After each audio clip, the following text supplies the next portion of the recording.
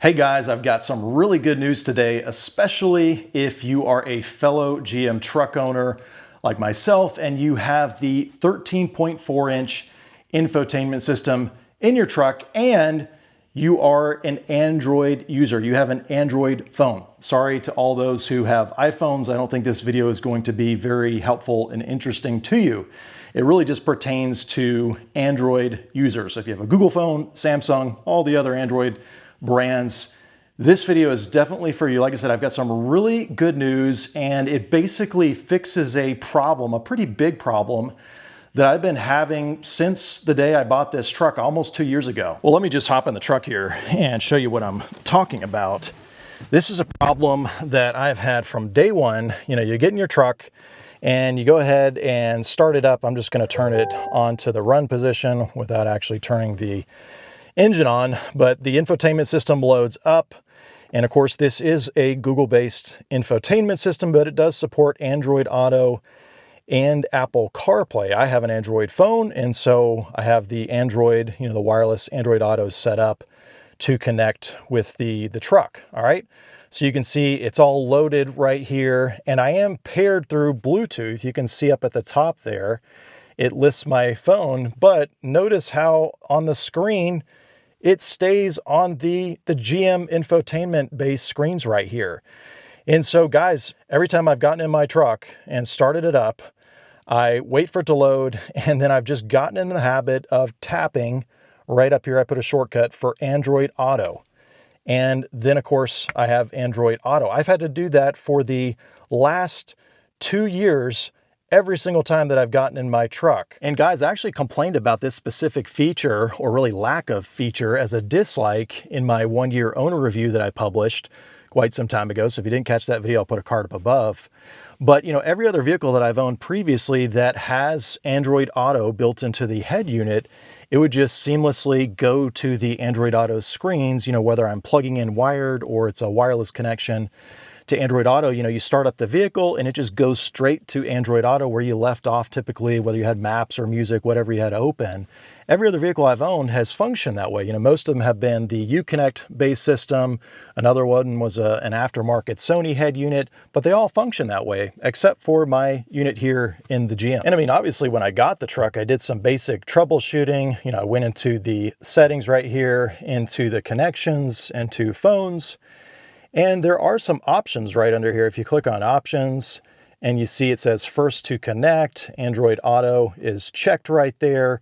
And so all that's been checked and turned on the entire time. I've even had, multiple phones since I had the truck here. And I mean, there's a bunch of other settings you can see here on the infotainment system that you can go into, but I could never find anything that I could check or toggle that would cause it to automatically load and go into Android Auto every time I start the truck. And so for the last almost 2 years, I've been tapping that button every time I get in the truck to turn on Android Auto. And I should clarify, it's not that Android Auto was not automatically connecting to my phone wirelessly each time I turned on my truck. If I had music playing before and I got out of the truck, came back in, started up, that music would resume where I left off. That was working.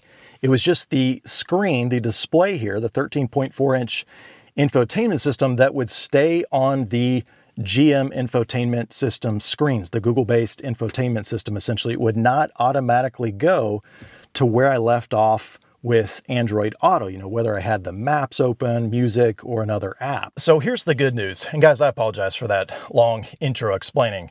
But the good news is recently I was going through some settings on my phone in the Android Auto app, and I discovered a setting that I adjusted.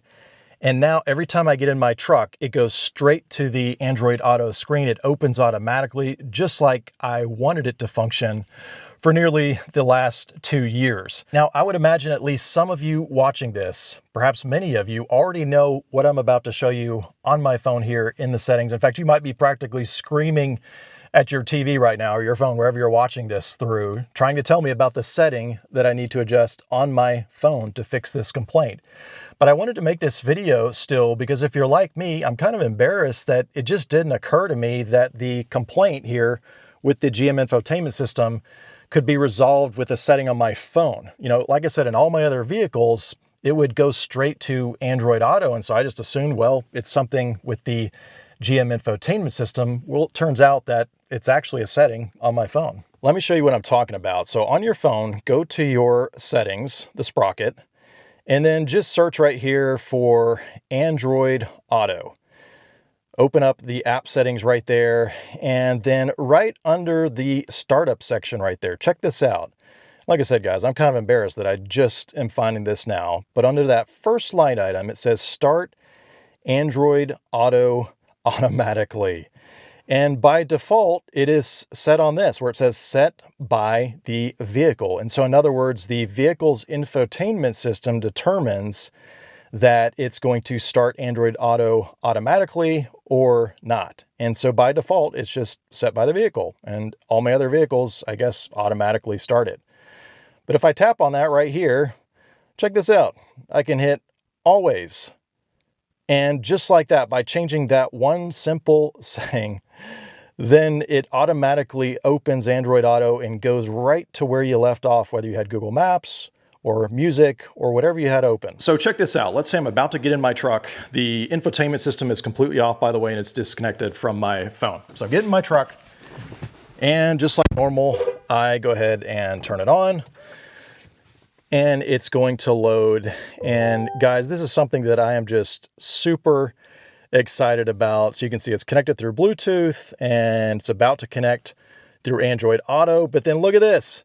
It actually goes straight to the Android Auto interface right here automatically.